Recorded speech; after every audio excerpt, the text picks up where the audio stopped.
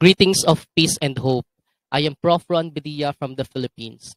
I am much honored and privileged to be one of the speakers for this fifth International Multidisciplinary Virtual Research Conference, spearheaded by the Rizal Memorial Colleges in collaboration with the Philippine Association for Graduate Education and the Council of Deans of Graduate Education, CHED Regional Office 11, Davao City. Today, I'm going to discuss about minimizing exclusion and maximizing ethics. This research is an interventional approach in research and creative work during the COVID-19 pandemic. You know, ladies and gentlemen, almost all study and creative activity in the humanities has been halted due to the COVID-19 epidemic. Extensive literature reviews and fieldwork have been greatly hampered as a result of this. You know, we are experiencing different protocols, we're experiencing different limitations in different aspects of life because of this pandemic. And because of those protocols, we need to accept the fact that we are totally damaged, we are totally experiencing a backlog during our research or for our research per se. Because of that, humanities research is critical, especially at this difficult time. It's critical to strive to restrict researcher exclusion to a minimum while maintaining ethical and safety standards. During this crisis, this research or this article is supposed to be an interventional strategy in study and creative activity. And I hope and I pray that you can use this research for your further study or as a reference for your research. While we recognize that academic dissemination and research are still important during this global crisis, particularly in efforts to understand and document how communities are dealing with it and responding to its effects, we also recognize that the pandemic has harmed research and scholarly practices. And it's not really invisible for us to know and to accept that our environment nowadays is not really easy for us to conduct research, especially in a face-to-face setup. That's why, as a result of this outbreak, researchers who are already or would wish to be future participants in our research study may encounter several disruptions. They may face, or we may face, a shift in responsibilities, changes in physical or mental health, especially, or a variety of other obstacles linked to caring for family members or juggling several jobs. You know, we take problems of care and inclusion very seriously, especially at this moment of time. And as a result for that, we must promote more fair methods of including all viewpoints in our work by taking into account these characteristics, which may emerge differently across groups. Because you know, in this difficult time, we need to embrace every resources. We need to embrace every references for us to accomplish what we've started and what we are researching for. You know, communities all across the world have been obliged to implement social distancing measures as a result of the COVID-19 outbreak. And as a result, students, researchers, and other educational communicators have had to rethink how they interact with learners electronically, especially for those who are teachers right now. It's really hard to discuss. It's really hard to to help to guide our students in this kind of setup. We can't, you know, we can't guide them physically, and it's really hard for us to do that. But you know, we are flexible enough to do the changes, to do the adjustments that we are doing right now. In this research, we provide a paradigm for teachers to use when requesting students to participate in research-oriented or creative processes for course credit in order to limit exclusionary practices and maximize ethical. During this unique time, we argue for teachers to provide students with many options to pick and shape learning activities that are relevant, ethical, and inclusive of their diverse needs and experiences. These suggestions are intended to enhance both students' and instructors' well being, as well as provide learners with transferable abilities that may be used outside the classroom. Here in the Philippines, it's really hard for us to teach in a hybrid setup, especially for those who are in a remote area. There are many students, there are many human beings out there that cannot afford to buy a tool for their online classes. They do not have enough money for them to buy a gadget for their online classes. And yeah, here in the Philippines, it's really hard. It's really hard for us to do the hybrid setup. But there are many private companies, there are many partnerships that involve, helping people, helping children, especially in their education. All right, let's go to minimize exclusion. Minimize exclusion. A sense of belonging can enhance healthy school engagement in young people. The commitment to ensuring that everyone feels included extends beyond lowering exclusions to establishing a school in which all students can thrive as individuals and as a community. As what I've said earlier, here in the Philippines, our setup is hybrid. There are students that can afford the online classes, and there are students that who can or who wants to go to school in a face-to-face setup. Nowadays, very specific in this moment of time, our government allowed some schools to do the face-to-face setup, but not 100%. There are limitations, of course, for some communities. All right. For this part, there are students that they feel that they are excluded in this kind of setup because they do not have tools, they do not have gadgets. That's why I've decided to talk about this exclusion thing, because I know that in your country, it's also a problem to deal with equality, to deal with inclusion, especially in this setup. We have students that cannot afford to buy gadgets for them to continue their education. As a teacher, as a researcher, what are we going to do to provide some gadgets, to provide some tools for them to continue their study, for them to catch up with every lessons that we have? And it's really hard for us as an individual and as a teacher that that we are just looking for our salary, we are just looking for our compensation, and we do not have enough money for us to buy gadgets for them. And yeah, what what's our role in this kind of setup aside from being a teacher? How are we going to help our students to cope with this kind of situation? So there's a risk that research done during the COVID-19, and and we, we should make existing inequalities even worse and leave even more people out. We should think about things that can help other people, especially our students. Some groups are more likely to be left out of research because of the current situation.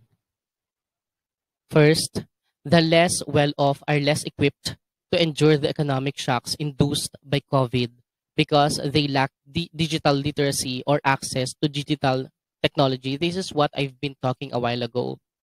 Here in the Philippines, I hope in your country you are not experiencing this kind of inequalities. our government is doing their best to provide, but it's not easy to provide in a very specific time. It's it's a process. It's a process. It's not a magic that you want you want to provide excuse me, you want to provide a million gadgets for the students. It's really impossible. But thank you for those who are helping our government, for the non-government organizations and private entities. Thank you for doing your you know, kind work in this moment of time. And of course, they have lost childcare or other support needed to be able to participate in research because of COVID. There are many places here in the Philippines that cannot afford to give some food, or we call this here as ayuda. Ayuda is help from the government, support from the government. There are places that cannot afford to give those kind of supports from the government because of limitations, because of protocols. In addition, people can be left out of research by accident. In order to incorporate groups that are less well known than others, participatory methods were devised. However, they may not be able to utilize from afar. Again, there are many places here in the Philippines that are very restricted, that are very strict in their protocols. And this could mean that collaborative research could lose out on important parts of the process. Specifically, the risk of exclusion described above is increased if technology is used to mitigate this. And in this kind of research, nowadays we need to have proper tools. We need to have proper technology for us to accomplish our research. And people who do research have to figure out a way to get their message out to people who aren't there in person. So this is a big question for them and for us. Is this even safe? If this is the case, should the study's design be altered, or should we wait until face-to-face participation has resumed before making a change?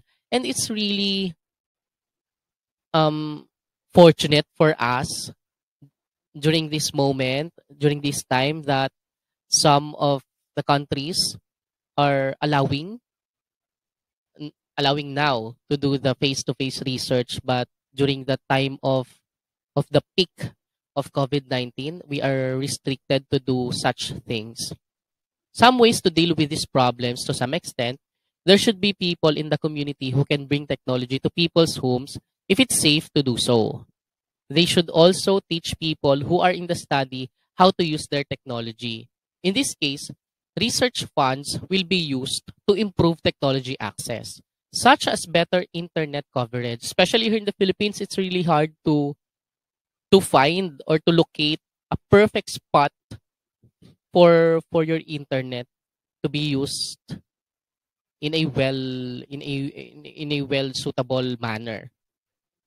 Investigating more thoroughly what is already out there and whether it can be used to supplement or replace the planned primary research. Creating sampling strategies that include groups that are hard to reach. And that's all for minimizing exclusion. Now let's talk about maximize ethics.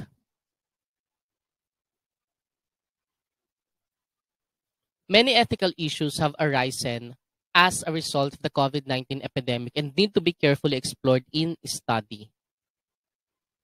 Consent, interview focus, group setting, and risk management are three broad categories into which these challenges might be sorted. Let's talk about with consent. There are some issues when trying to gain informed written permission via remote technology, such as not having the opportunity to meet in person and discuss procedure. Consent forms could be sent, debated, and returned by email as a workaround for this issue, if necessary. If it's possible to record the conversation, oral consent could be a viable option. During the ethical clearance process, these would have been discussed, or these should be discussed. In this kind of setup, we need to do some consents, especially we have Data Privacy Act here in the Philippines, we have data privacy law that can be used or can be followed by. In order for us to accomplish this kind of research, we need to follow some restrictions, we need to follow some rules in conducting research, especially in this um in this pandemic situation, because limited face to face is rampant nowadays. All right, next, let's talk about interview focus and group setting. It has been observed that taking part in online research remotely causes participants' perceptions to get muddled, leading them to forget the study environment in which the interaction is taking place. In some cases, it's more crucial than ever to inform people they're being interviewed or videotaped, because this opens up a wealth of new possibilities for data collection. In other studies, participants have expressed astonishment at how open they were in online interviews rather than face to face. Remember, however, that participants and facilitators may have privacy concerns when conducting research in their own homes or in public areas. This one is related to the first thing that we've discussed, the consent thing. Of course, upon giving them consent forms, upon signing the consent form, we also need to discuss to them that we are going to cover what we need to cover. I mean, if you want to have a video of their surroundings or a video of their faces that you want to include in the video in your research, you need to inform them. You need to discuss to them that we are going to to use the video that we are making right now for us to be fully teach our audience on how we are going to conduct, on how we or how we conducted this research. And lastly, for maximize ethics, all research, but especially now, necessitates that researchers take precautions to ensure the safety of both themselves and the subjects they study, refrain from taking needless risks, and refrain from feeling forced to do so. To be effective, risk management must be based on the input of all participants, not just those living in the country where the research is being conducted. There must be a means to openly discuss risk management with local researchers and other members of the team. And it's really important for us to discuss risk management during this pandemic, because we have, especially here in the Philippines, there are places that has a low numbers of positive cases. So we need to research what what's their strategy, what's the strategy of the government, how their location is, or has a minimum number or less number of COVID-19 positive cases. We need to take a risk management, not just in our country, but also we need to conduct further study in risk, especially in risk management in other countries, for us to know what's the difference between the COVID-19 response of our government to other countries. All right, so that's minimize exclusion and maximize ethics. Now, our methods that we're going to use in this research is inclusion and exclusion criteria. It's important for us to discuss these things because um, it's also a part of interventional approach for us to conduct this kind of research. We need to know how many location or how many students are feeling that they're excluded in this kind of setup, especially in education, and we need to know how ethics or how ethically are we going to conduct this kind of researches. And also we need to have the study selection. What is the or what are the specific topics or the specific goal objectives of our research? Quality evaluation, of course. This research will be a qualitative research, although there are data that we need to use as part of the evidences of this research. And last is the data extraction. All right, for the conclusion of this research, despite the many challenges that researchers have been conducting primary research in COVID-19, there may be new chances to work differently and possibly enhance practice. Opportunities like this can be found in the form of increasing organizational capability, technical scientific tools, and environmental development. Let's talk about increasing organizational capability. Developing local partners' capacity so that they can take on greater responsibility and conduct research beyond COVID-19, because local, especially local governments and local partnerships are very important in this kind of research. We need to conduct research in a remote area. For us to conduct a research in that specific remote area, we need to know what's the situation in that remote area. We need to talk to the local parties, to the local entities of that specific area. Increased ability to provide effective remote support for in-country operatives by strengthening capacity within your your country, within your premises. Online activities allow for cross-program learning and knowledge exchange that may not have been possible in regular times. Researchers from all over the world can meet to discuss concerns such as risk management and ethical considerations in the context of their work, especially those who are working in as a freelancer or as a virtual assistant.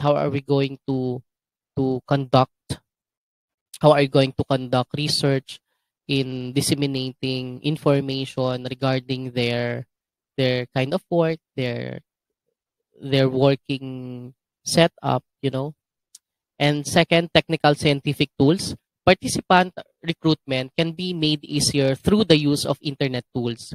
For example, people may feel better at ease discussing delicate topics over a computer screen while sitting in their own homes. Participant travel time is not required for focus groups or interviews.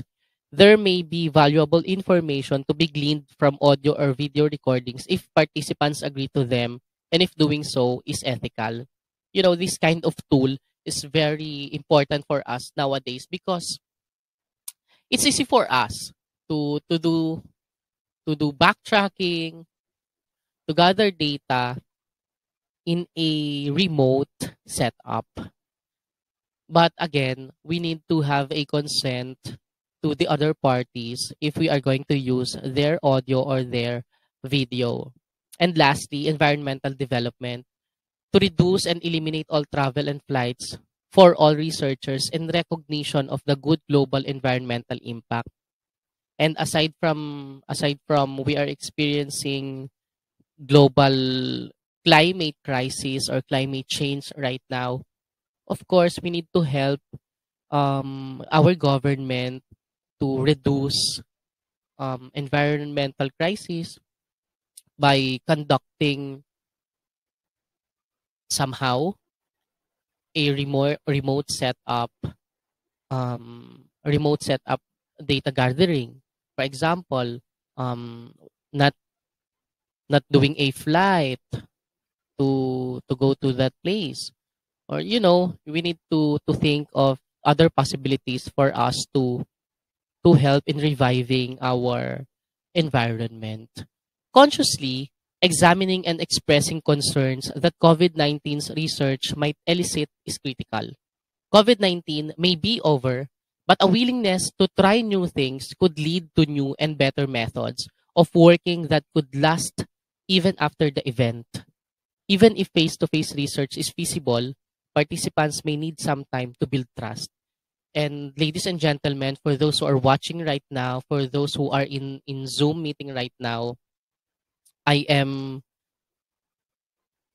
I am looking forward. And as an educator, I am asking you to help our education department in conducting research in your specific area for them to assess what's really happening, what's the reality of of this kind of setup in your area. Is this really efficient, or is this a hindrance to some students who are experiencing different situations right now? And thank you, Rizal Memorial Colleges, Philippine Association for Graduate Education, and the Council of Deans of Graduate Education for conducting this kind of event.